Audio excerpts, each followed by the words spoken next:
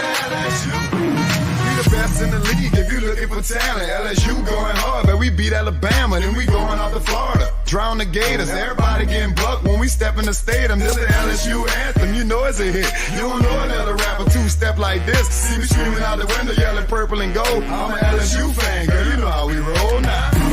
Back and back it on up. Hey, back and back it on up. Hey, back and back it on up. Hey, back and back it on up. Hey, way down in the back.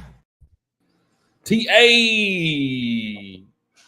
we are live, Zach, and it is Victory Monday. What? First time this season, it is Victory Monday in conference play for the LSU Tigers. Finally, LSU goes on the road in Como, right? Columbia, Missouri, and grabs them their first SEC series victory. So, obviously, we're going to talk about that. It's a great feeling that the Tigers finally won.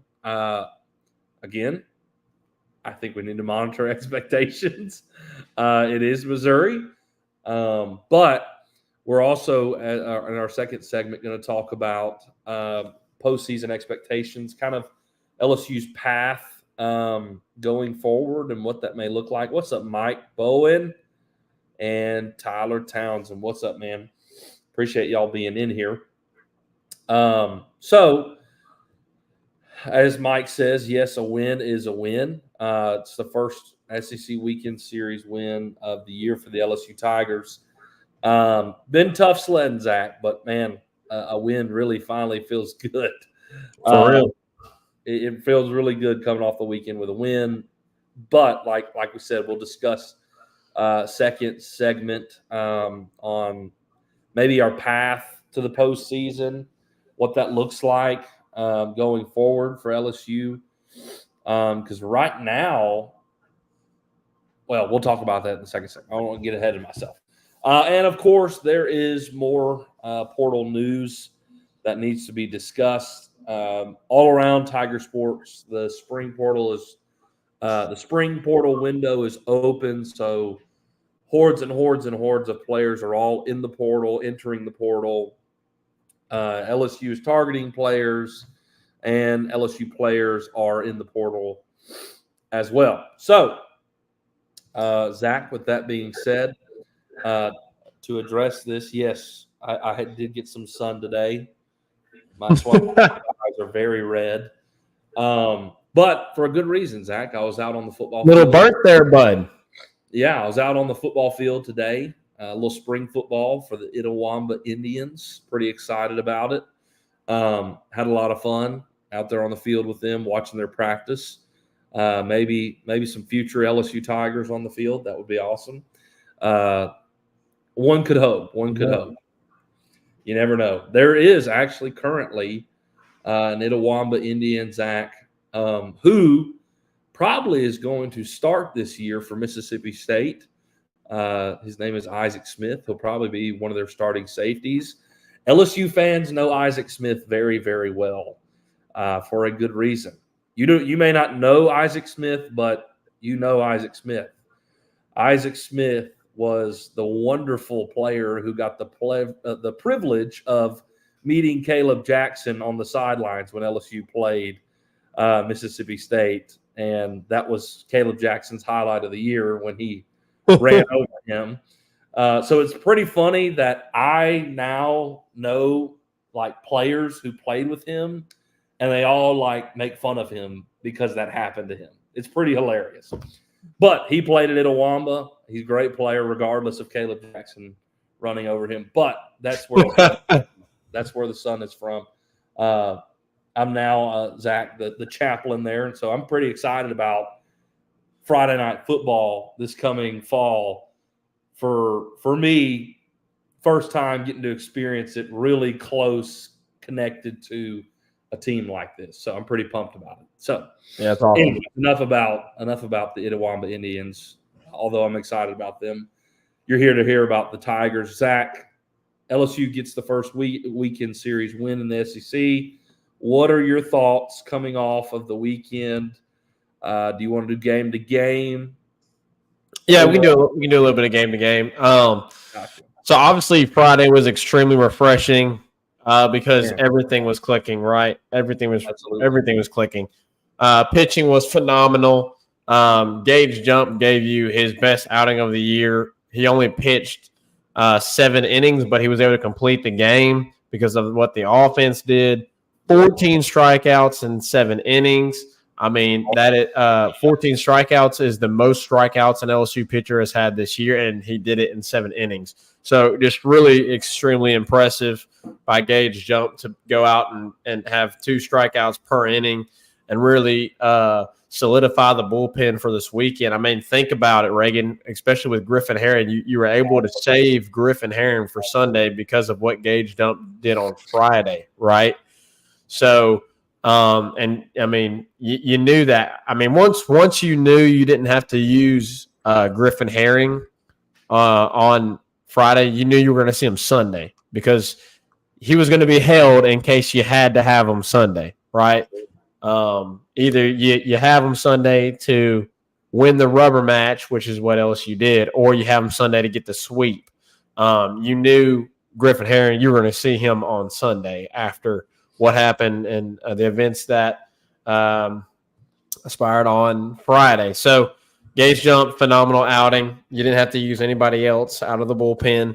And then obviously the offense just exploded. 4 home runs on the year. That tied an SEC record for home runs in a game. I think that was correct, or at least LSU's record for I can't remember the exactly. most this year. It's the most this year by an SEC team, I believe. Yeah, I think it was the most. It was something like that. Something like that. Most in this guy, there was some sort of tie record or something like that. But anyways, so LSU looked great offensively. They dominated. Obviously, most of that was on the long ball, but LSU was able to manufacture plenty of runs, and it was just a stress-free game for the LSU Tigers on Friday night, which was really good to see because most of the games that we've been in these SEC series have been extremely tight, nail biters, and a lot of them heartbreakers. Yeah. So to see LSU come out and dominate and mercy rule somebody, run rule somebody, that was impressive because for the most part, LSU's been getting mercy ruled, right? It's fun to be on the other side of that. They've been on the other side of the mercy rule. So to go out and get one on the road was really, really impressive. Absolutely. Obviously, Saturday was the most disappointing part of the weekend. And, man, LSU almost gave you hopes there at the end.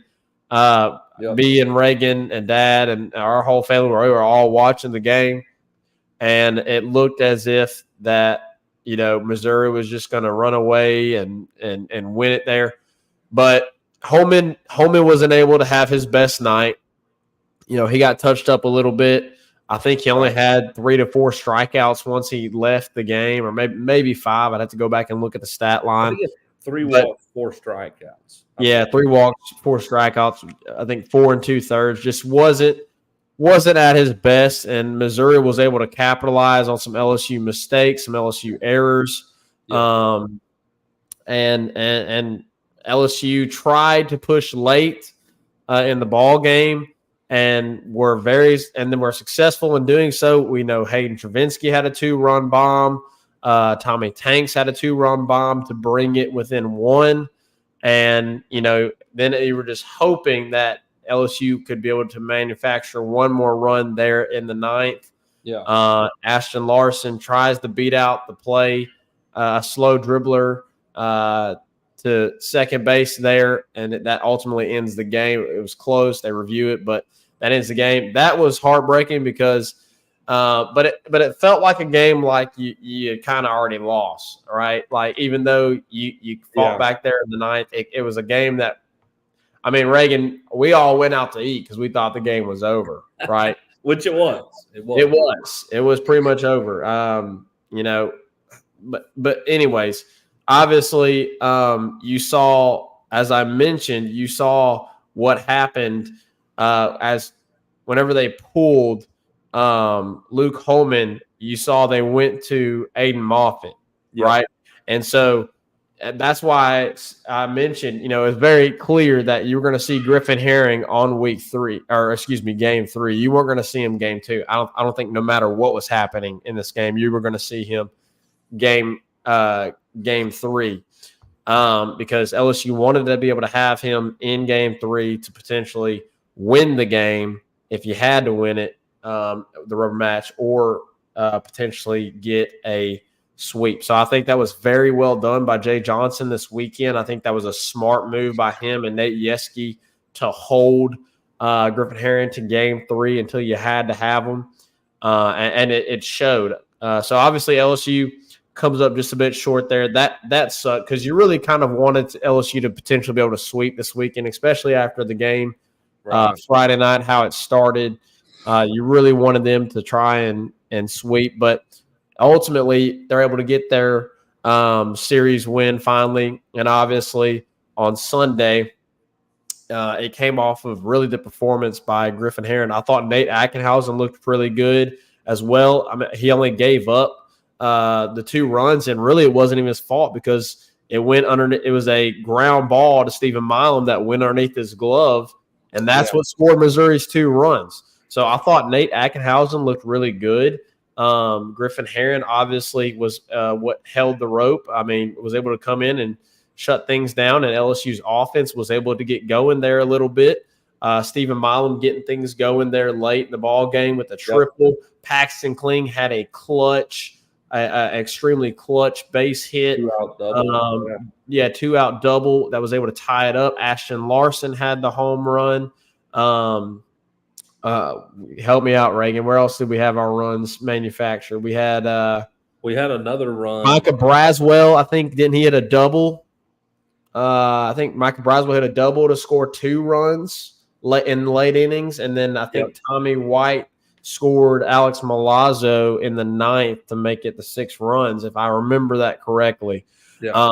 So LSU was able to manufacture runs in this game, and the only home run they had was the Ashton Larson home run. Am I correct in that, Reagan? I think that was the only home run they had in game 3. So you're able to manufacture runs, not just off of the long ball, which LSU has kind of struggled with, right? They've most of their runs have come off the long ball. They've had issues manufacturing runs. They've had issues getting guys around whenever they're in scoring position. And you did see that some this weekend. I can't remember what game was that, Reagan. Was it game 2 or game? It was game 2 or game 3 where we had a guy on third, 1 out, and still couldn't get him over. Instead, I think there was the play where was it Larson or Milazzo got thrown out by a mile? It was Ashton. Ashton Larson got thrown out. And I will say this: we had 1 out, and you had the guy on third. You are taught when you're on third base and the ball hits the ground, you immediately break for home. Mm-hmm. And, as a freshman, he did that. That's exactly what he did. Unfortunately, it was a really well-struck ball. So it bounced. He sees it bounce, takes off, but it gets to the third baseman quickly, and he was gunned down pretty easily. Yep. But regardless, LSU was able to manufacture runs. They did have some hiccups there. Defensively, they weren't perfect this weekend. They had some errors that they struggled with this weekend. Obviously, Micah Braswell had some issues. Stephen Milam had some issues this weekend. So they definitely weren't perfect. But regardless, you get the series win. You move to 5 and 13 on in the SEC play. And now you get a chance this upcoming weekend. Obviously, they'll have their midweek. But now you get a chance this upcoming weekend against an Auburn team that's really struggling. You definitely got to win 2 out of 3 this weekend. I mean, 100%. And obviously, if we are able to preview that game, which, by the way, I'm going to the Saturday game. Awesome. Yep. Little that'll be fun. So, anyways, But LSU's got to be able to win the weekend series this upcoming weekend against Auburn, maybe potentially sweep, and try and get closer and closer to 500. Because after that, it's still going to be there's still a lot of tough games left. I mean, you still got to face A&M, Bama on the road. You still got to go to Bama. So there's a lot of really important SEC games, and this weekend there's an opportunity there for LSU to really climb up in the standings in the SEC. So, anyways, Reagan, overall good weekend. Absolutely. I thought Bear Jones was great this weekend. I thought Tommy looked good this weekend as well. I thought, overall, it was a really good weekend. I would have liked to see a little bit better pitching out of the bullpen guys on Saturday night. Try and help Holman out, but unfortunately, it just didn't go that way. But LSU gets the win, and I'm excited for hopefully what looks like maybe this could be the turning point for this baseball team. It's going to be really, really tough, Reagan, and we'll get into this, but it's going to be really, really tough for them to get to 500 the rest of the way. I don't know if that's doable, but there's they definitely had the potential there to get close to 500, if not 500, and be in the postseason. Well, yeah, I mean, I don't think 500 is feasible. I don't think it is. You have 4 weekends left in the SEC, and if you lose 2 games or more than 2 games, you're not going to be 500. So you need a sweep this weekend. Who we got left, Reagan? We got Auburn, A&M, Bama, Ole Miss. Okay. Ole Miss and Auburn are sweepable. Okay. So you need to sweep Ole Miss, you need to sweep Auburn, and then you need to win 2 out of 3 against A&M and Bama, and there you have your 1,500. But that's going to be tough. The likelihood of that happening is slim to none. That's very, very slim. I mean, if I had to guess, that's a less than a 10% chance of that happening. It's probably more likely that LSU is going to be around 13 and 17. That's if you get to 13 wins, that is you have put yourself back into postseason play. Mm-hmm. If LSU gets to 13 wins, LSU will be in postseason play, especially if they go to Hoover and get a win or 2. That is what you're shooting for right now. 14 is like a guarantee for postseason play in the SEC. I'm pretty sure it's like 100%. 100% of SEC teams that have won 14 games or better have always made it to the tournament. So for this team, I'm shooting for 13. Because LSU, being who they are, the defending national champs, they can get a nod into the tournament, because of the defending national champs and the stature of the program. 13 wins, I think, is where you need to shoot for. Zach, on the weekend, I think the highlight of the weekend was Jump and Herring. I mean, they were your MVPs. Gage Jump won SEC Pitcher of the Week. Griffin Herring, I don't think, was far behind him. Griffin Herring threw 5 shutout innings with 8 strikeouts. Was phenomenal. The other thing I want to point out is the emergence of Ashton Larson. The dude went 500 on the weekend. Yeah, he batted 500 this weekend. Really impressive. He defensively, he's great. He's got great speed. His plate approach as a true freshman is very impressive. And he just makes contact, man. He doesn't strike out a lot. He makes contact. He is a guy that in the next few years is going to be a superstar at LSU. For sure. He's got everything. And we also saw the play against Tennessee where he hosed the runner from third base when he tagged up. You're talking a potential 5-tool player in Larson, catching, throwing, running, hitting for power. He's got all of it.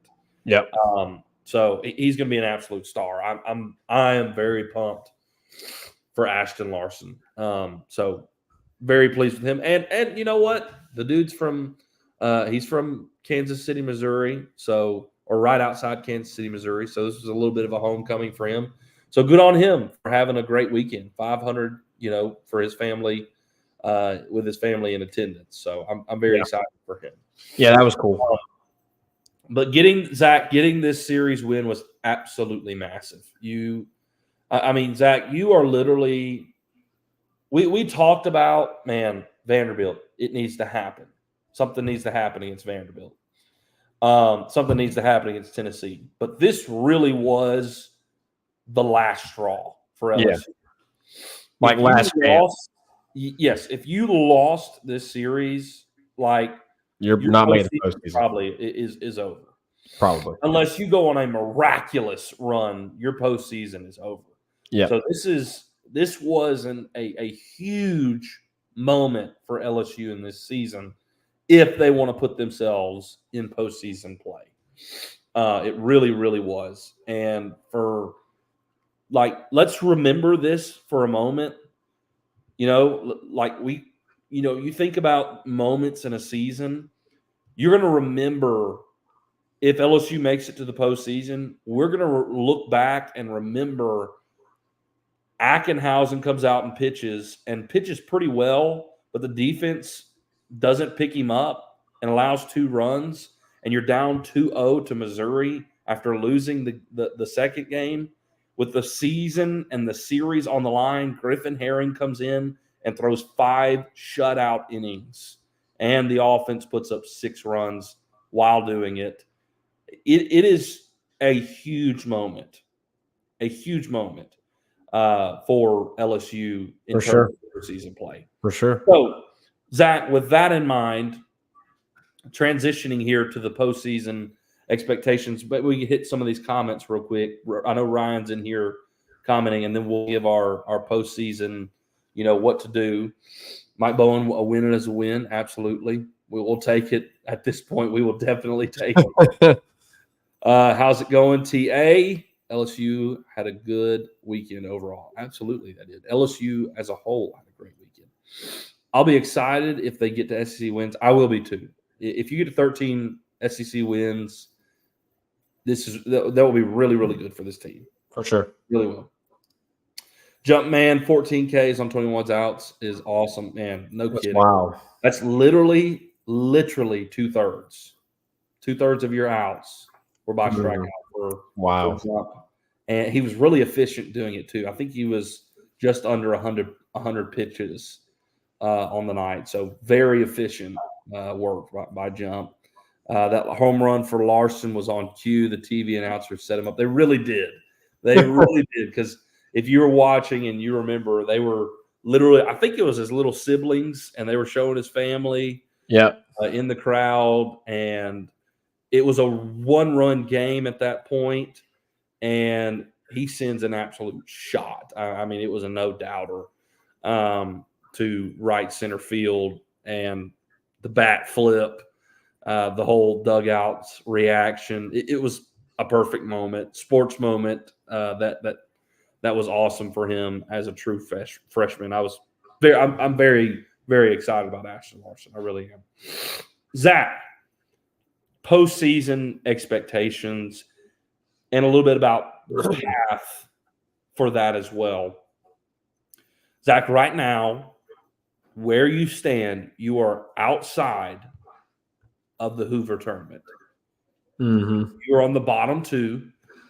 Auburn is the very bottom. You are second to last at 5-13. Here's the good news. This weekend, you have Auburn in Baton Rouge. Okay?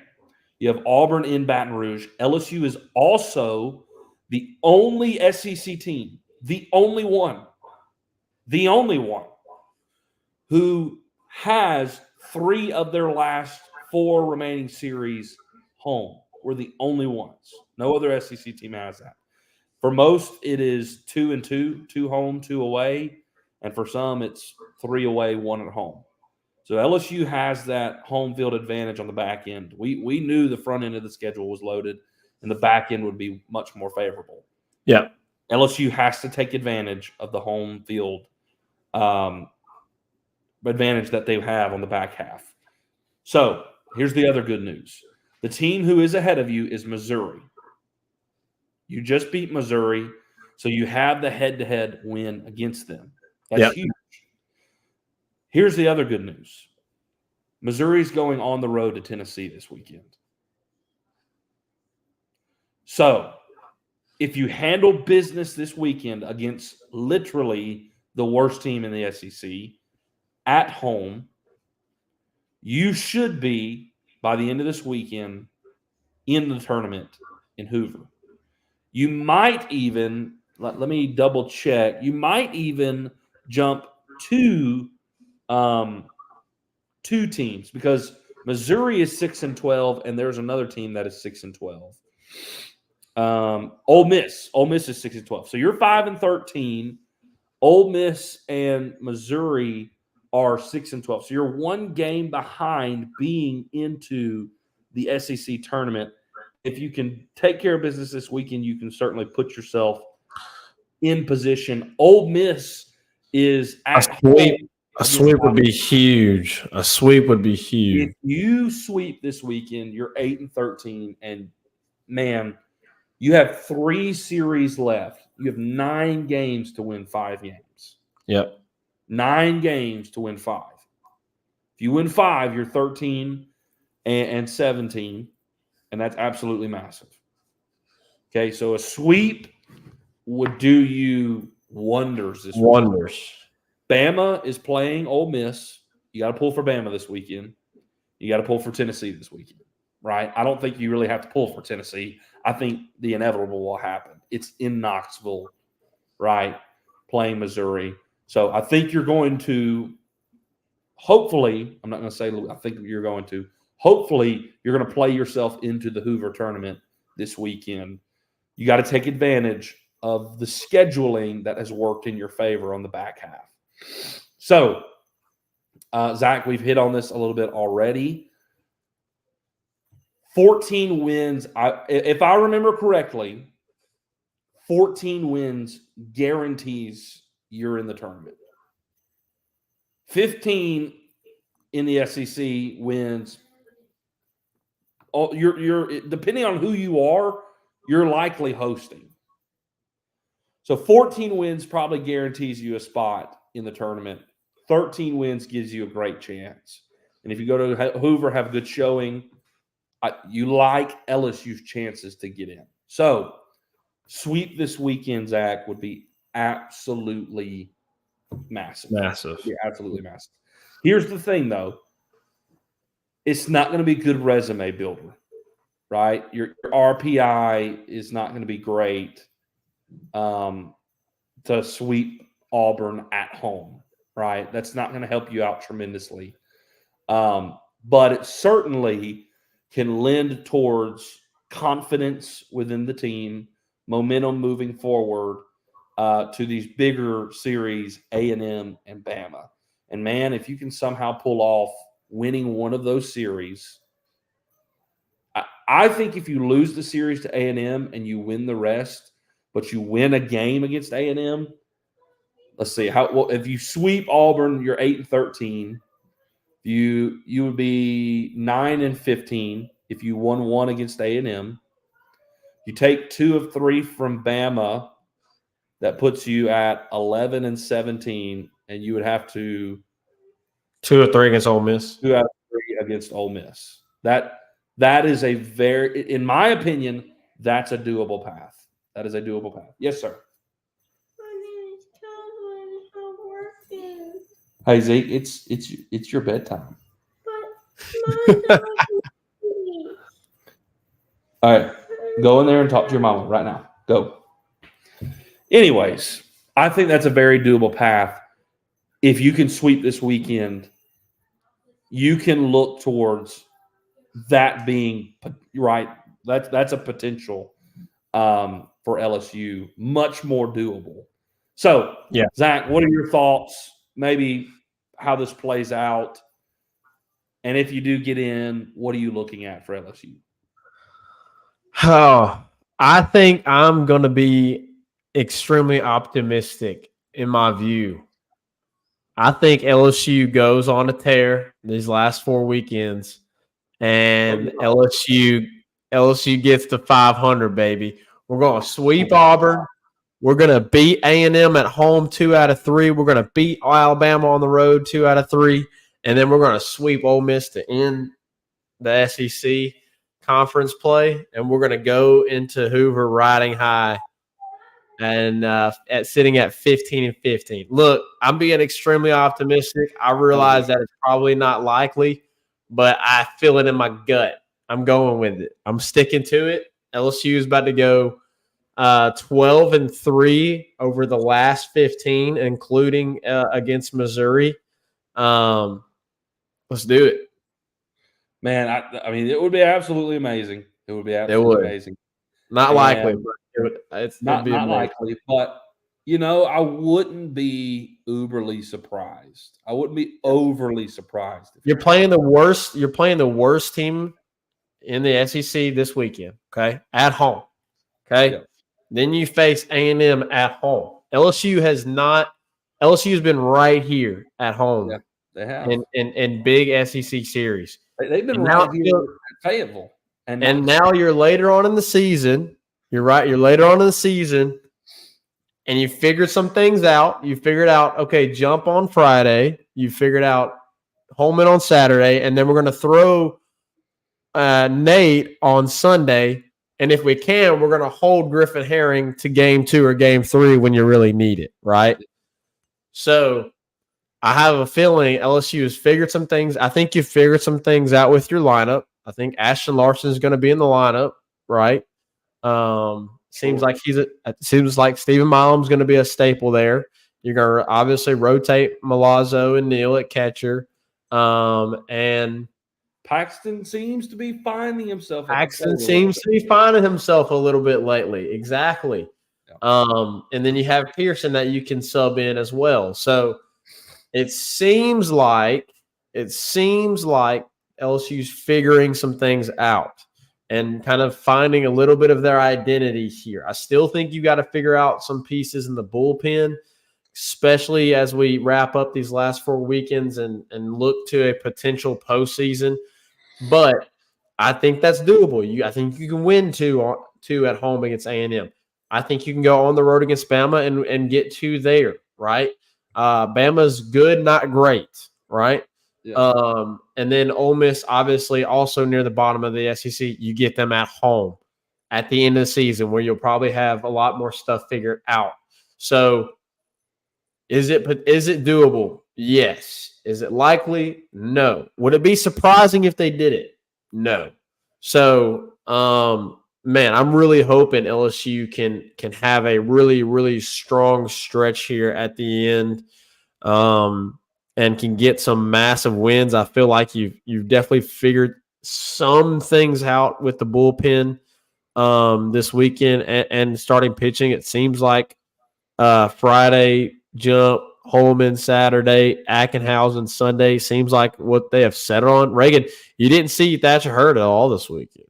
No, and see, that's what I was about to say is all of that would be great, but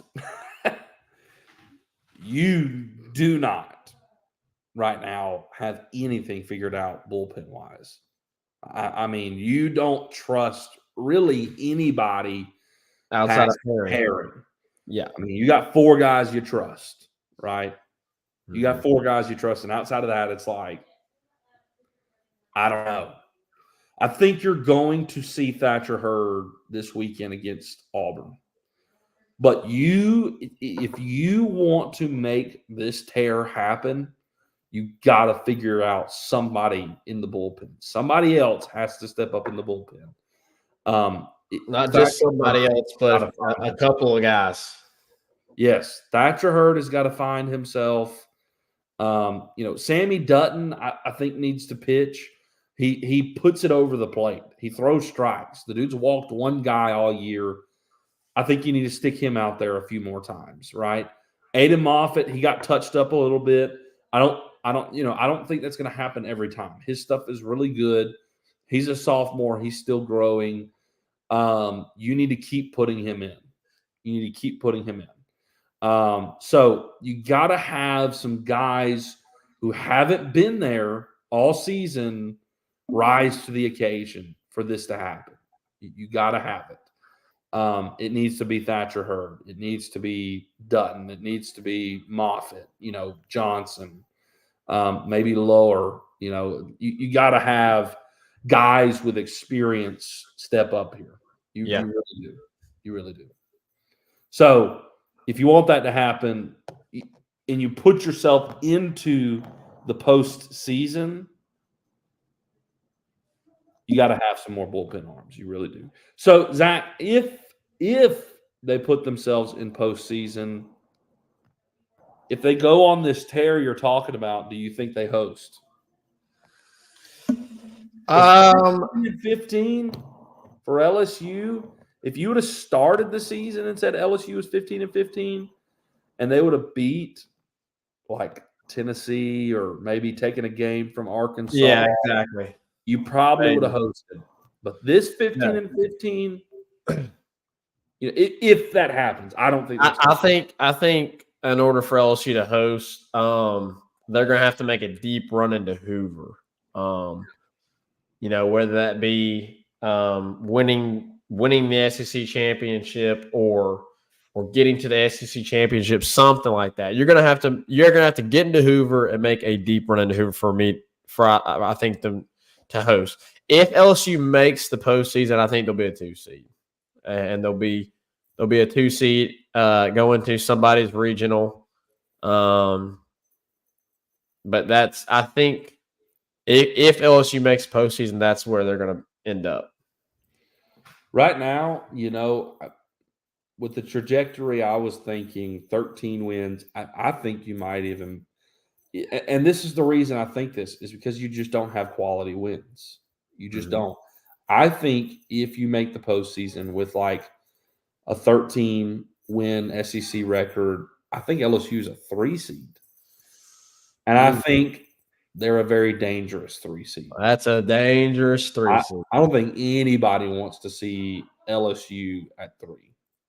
Anybody. I don't think anybody who draws that is going to be like crap. Yeah. Really. I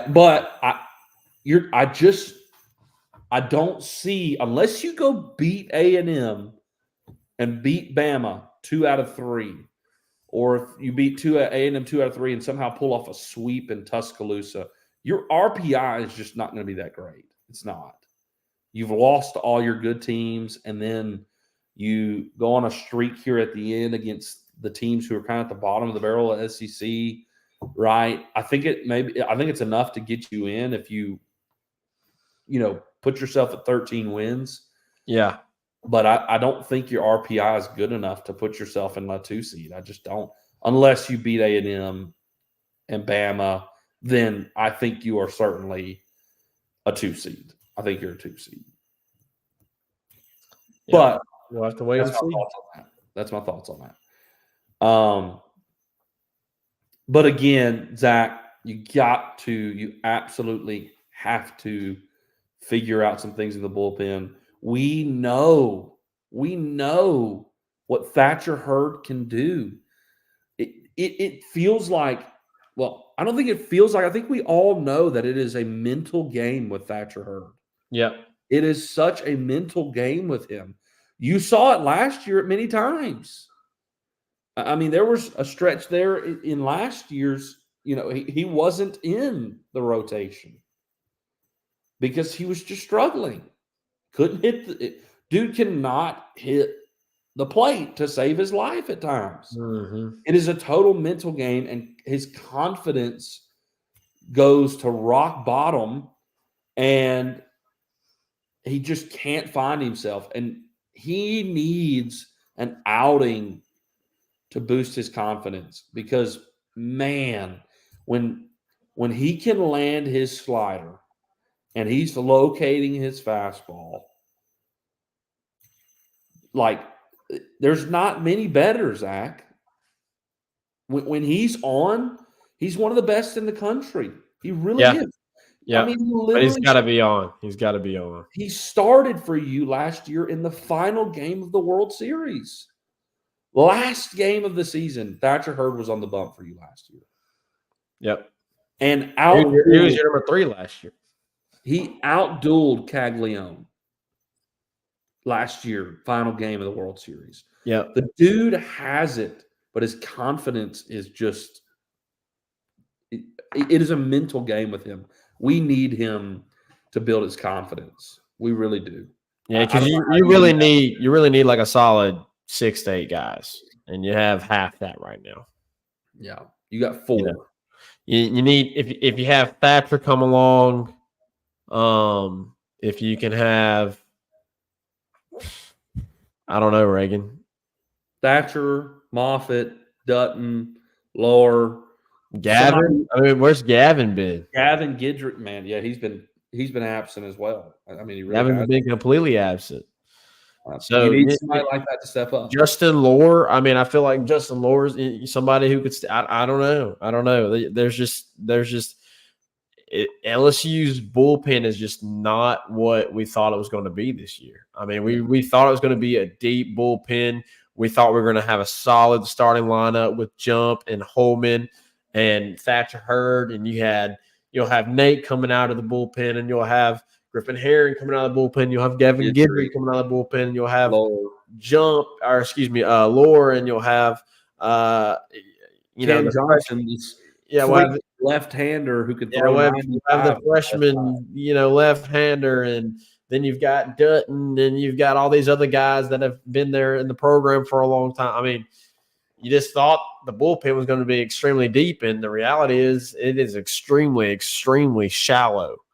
The arms are there, but just hadn't been hitting. Nope. So somebody's got to step up, though. Somebody has to. They got to have some folks step up late in the season. Fidel Ulloa. We got to find what he had in the pre-conference. I mean, he didn't pitch this weekend, did he? Stud. Throw him in there, man. I don't know. They haven't been pitching him a whole lot, so I don't know. But anyways, Reagan, speaking of postseason,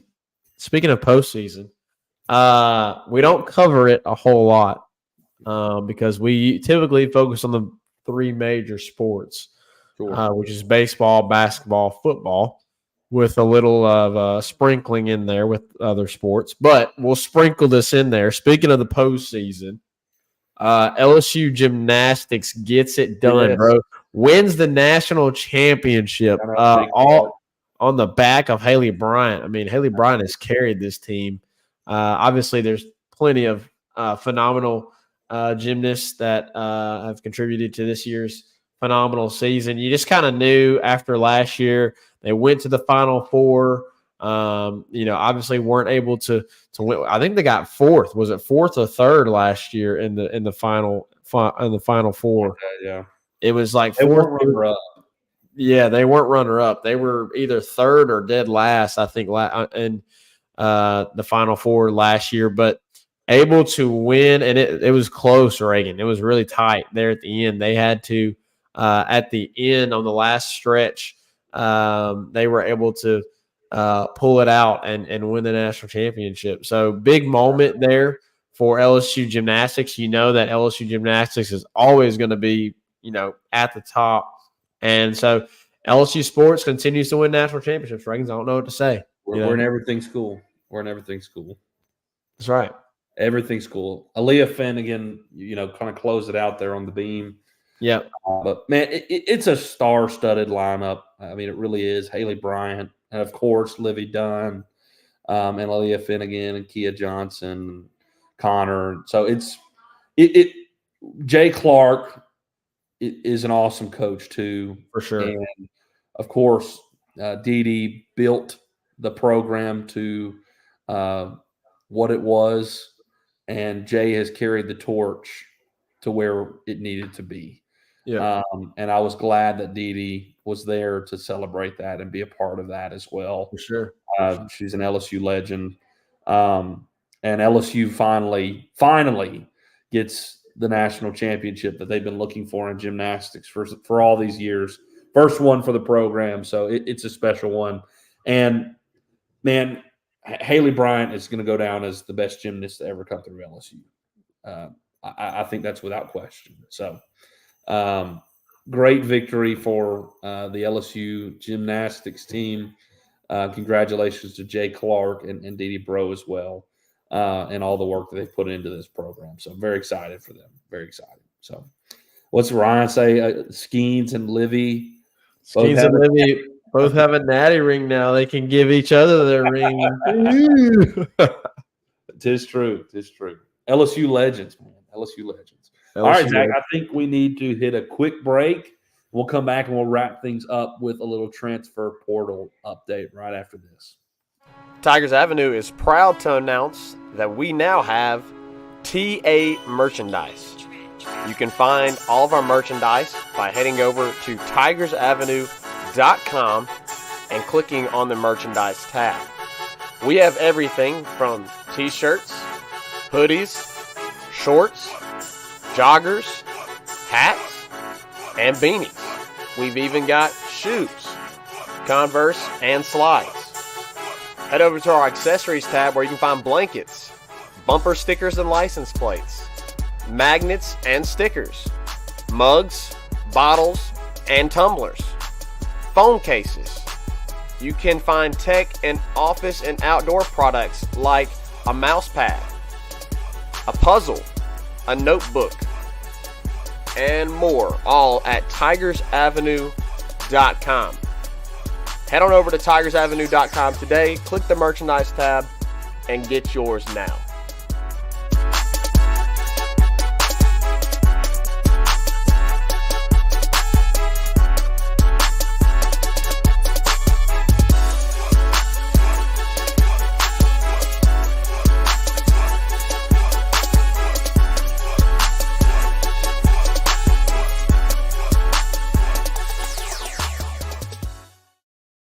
All right. Was you feeling the song, Zach? Yeah, bro. I actually think I'm gonna go get me a LSU Tigers Avenue mouse pad, like the really big ones. There you go.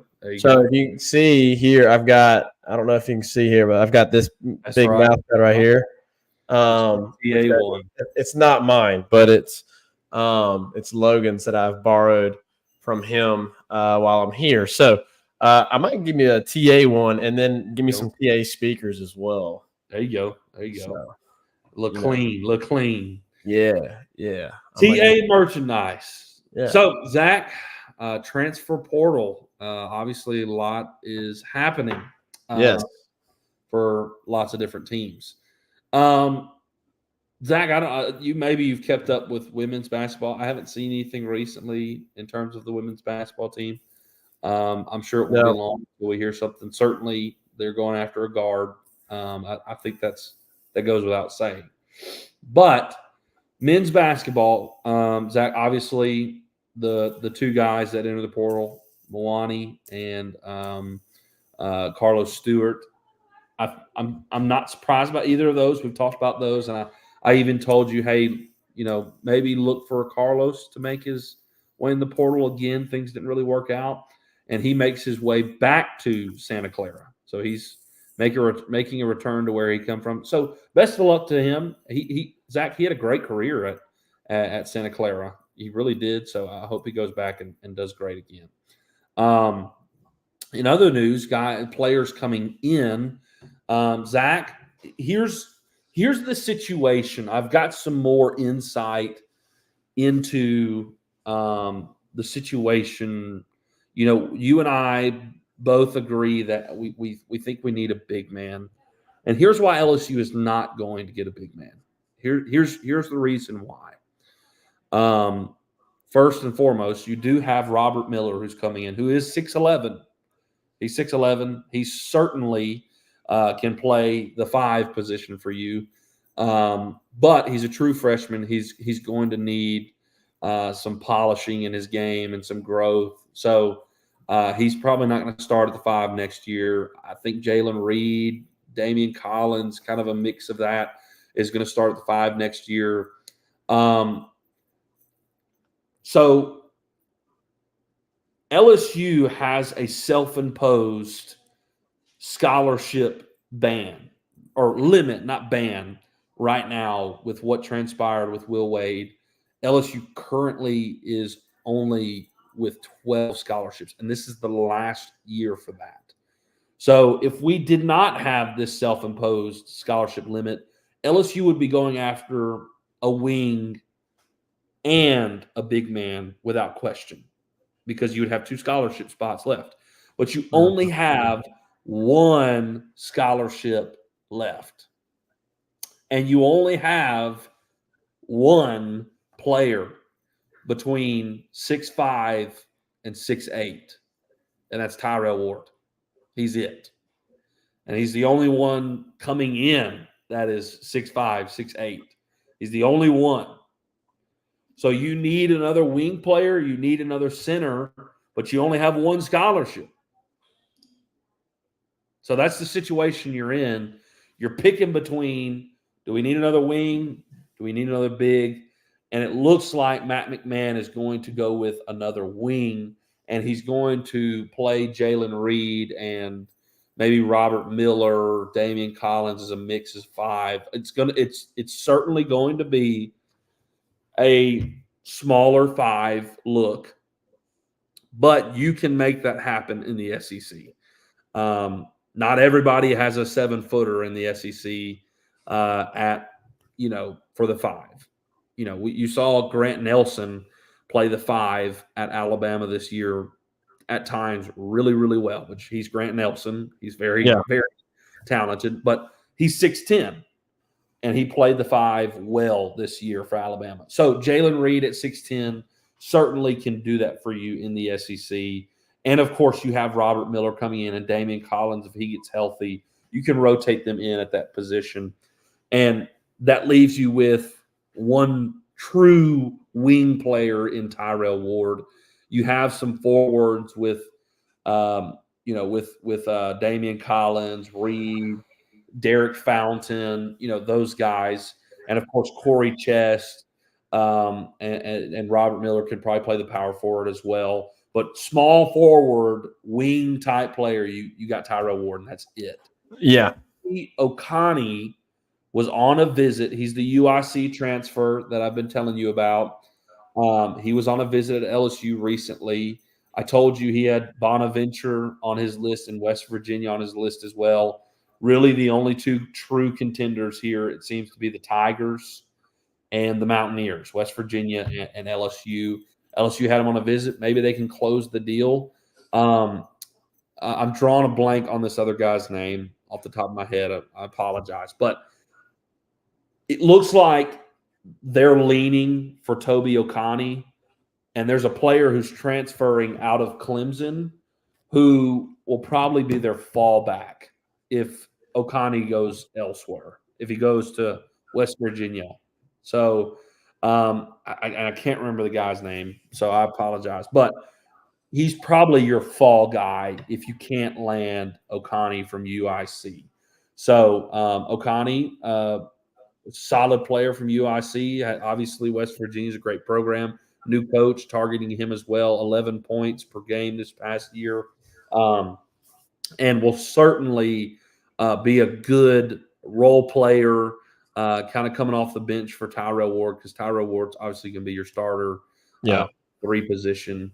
So he looks to be a good depth piece for you on this team. So that's really why we're not seeing LSU target a big man, is because of that scholarship limit. You've got to pick which one.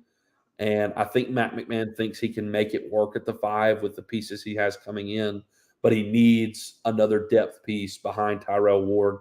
So it looks like that's what he's targeting. So been on a visit. Hopefully the Tigers can reel him in and land him, and that will wrap up LSU's roster for this next coming season for Matt McMahon. Zach, Football. news. Football. Yep. Yes. We got a lot going on in the transfer portal. Zach, some surprises from LSU. I'll start with this, Zach, and then maybe if you have some comments on the other things. Yeah. The obvious D-line, you're clearly, as Brian Kelly going to targeting defensive linemen. Unfortunately, Philip Blitty picks the Auburn Tigers over LSU. You wanted to land Philip Blitty, but something else has transpired since Blitty was on campus and you really wanted Blitty. Now, yep. Right? Barrow. Is it Simeon, right? Simeon Barrow? Simeon Barrow and Dominic Williams. And CJ West from Kent State. Simeon Barrow is, or Barrow, however you pronounce it, is the top defensive tackle in the portal. And Dominic Williams is the second. And Dominic Williams number is 2 player in the transfer portal as far as defensive lineman goes. Yes, would have been nice to land Blitty. Yeah, but I think LSU's about to go all in on Barrow and Dominic Williams and CJ West, who have a lot of attention from other powers in college football. Barrow is currently at LSU as we speak. He arrived there yesterday and is on a visit at LSU, hoping that Bo Davis and the LSU staff can close the door on Barrow. It will be an absolutely massive addition to the LSU defensive line if they can land Simeon Barrow.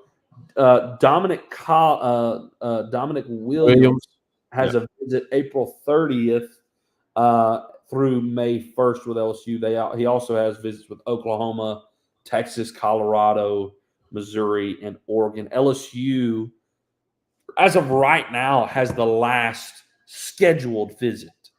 So that plays to LSU's favor. But Missouri and Oregon are in the mix and haven't scheduled visits yet. And they certainly could schedule a visit. But as of right now, LSU is the final visit. And you really, from a recruiting standpoint, you want to be the last pitch, right? The last team to get a shot at the player. I wanted to look at the stats for Simeon Barrow. They were really, I saw them the other day and I can't find them now. That's okay. But Simeon Barrow is super impressive and has his stats are eye popping. So certainly somebody that LSU wants to reel in and needs to reel in. For sure. You also have CJ West, and I can't remember when he's coming on a visit, but he's coming on a visit as well. Lots of high-profile teams want him well. LSU is going to get a defensive tackle out of this somewhere. Yep. 1, hopefully 2. I hope it's 2. I really do hope it's 2, and hopefully it's Simeon Barrow and Dominic Williams. Man, it'd be great. It'd be great to get at least 2 out of the 3 of these guys. But we'll have to really wait and see. LSU also offered, I don't know if you saw it today, Reagan, or not today, yesterday. LSU offered another wide receiver. Yes. I'm surprised by this, Zach. Joshua Cobbs out of Houston. I thought it was Samuel Brown out of Houston. No, Joshua Cobbs out of Houston. Okay. Yep. So it very interesting. I mean, obviously, you also have had some subtractions as well. You had Kai Preen, who speaking of wide receiver, you had Kai Preen who entered the transfer portal and actually already announced that he was going to Tulane. Correct. Ryan Yates, that one kind of surprised me because he got a lot. That one, that's the biggest one for sure. You lost Jeremiah Hughes, Ryan Yates, Christian Brathwaite as well. Christian Brathwaite, and you just said his name. I'm now drawing a blank. Kai Preen. Certainly the biggest sting in that group is Ryan Yates. Ryan Yates, I think, is a really talented player and played in a lot of games last year. He really did. And I think within the next, after this year, could be a starter at LSU. I think he could be a crucial depth player this year and then a starter the next year. But in today's world, Zach, Ryan Yates, with some playing experience at LSU, can go get a nice NIL deal somewhere and start every game at another school. And that's just the reality of college football today. Yeah. I hate it. Players I wish would stay and develop. I think Ryan Yates certainly could be that player. But it is what it is. He's moving on. And good luck to him wherever he goes. I mean, it is what it is. Yeah. You have to expect, Jackson Howard, obviously, entered the portal as well. We've already talked about him. But, Zach, you just can't be surprised anymore. You just can't be. This is what college football is going to be, and you're going to have attrition every year. And honestly, LSU has done a good job. Brian Kelly and this staff has done a good job of retaining players. The only real big ones that you've lost, ones where you're like, ugh, that one stinks, is Lance Hurd and Ryan Yates. Outside of that, it's depth pieces, guys who probably weren't going to see the field. Yeah. So good for them to go find, a place where they can play. Kai Perine could probably, make his way onto the field and start this year at Tulane under a new coach and talented player. So, I understand that. I totally get that. So anyway, Zach, any other thoughts on one other that LSU has I don't know if they offered him, but they have contacted him. But DB transfer from Colorado, former number one DB recruit in the country, Kamorian McLean. LSU, I don't know if they've offered him, but I know they have contacted him. They may have offered him. So, bit of a surprise. Those two, obviously, the receiver from Houston and Kamorian, Cormani. I don't know why I'm saying Kamorian. Cormani are some surprises because you knew defensive tackle was going to be a focus. Now, Brian Kelly didn't say that meant they weren't going to try anything else, right? I think his point was we are absolutely focusing on defensive tackle. That is absolutely where we will. For sure. I think they're feeling some things out with some other guys that maybe they can go, okay, this could really take us the next step where we need, right? But the receiver certainly has shocked me. Cormani doesn't surprise me as much. If you land him, it wouldn't, that would be an amazing addition, right? Like maybe PJ Woodlawn is your guy and Stamps takes a back seat to Cormani, or maybe he adds a crucial depth piece and Stamps and PJ Woodlawn. He certainly will add more competition to the mix of things and push guys to be better. So that one doesn't super surprise, but based on what Brian Kelly said, those kind of are unexpected. So we'll see how those play out. Here's to hoping that Barrow is a Tiger. I want Barrow. Please sign to the Tigers. Please do. Awesome. Super talented guy. I mean, over 10 sacks. I think he had 10.5 sacks in his time at Michigan State, 18 plus tackles for losses, and like 110 total tackles. So he's like an immediate plug and play type player at LSU. So super excited for him and Dominic Williams. Hopefully we can land one of the CJ West here in the near future to shore up that defensive line. So, all right, Zach, do you have anything else? I think I'm glad LSU was able to win the series this weekend. Let's hope. When do they play tomorrow or Wednesday? They play tomorrow against Nichols. Okay. Good deal. Play tomorrow against Nichols. Hopefully you get a good win tomorrow night, and then hopefully I am correct and we get that sweep this weekend. Awesome. But I'm sure we'll preview it. Yeah, definitely. All right. We appreciate all you being in here and participating. Ryan, Mike, Tyler, appreciate all you guys being in here and commenting. Thank you to the rest of you who are viewing. It's been a great show here in the Tigers Avenue. Looking forward to this weekend series against Auburn. Hopefully we can continue the momentum and LSU can get back-to-back series weekend victories. All right. We'll see you next time here in the Tigers Avenue. 5 Star here. Take us out. Peace.